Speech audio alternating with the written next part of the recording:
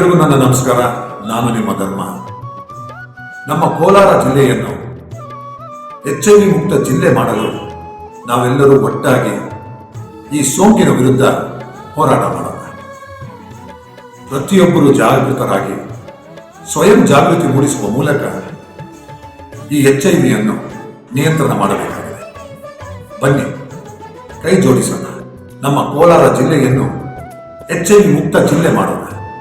ಹೆಚ್ಚಿನ ಮಾಹಿತಿಗಾಗಿ ICTC ಕೇಂದ್ರಕ್ಕೆ ಭೇಟಿ ನೀಡಿ ಹಾಗೂ ಉಚಿತ ಸಹಾಯವಾಣಿ 1097ಕ್ಕೆ ಕರೆ ಮಾಡಿ.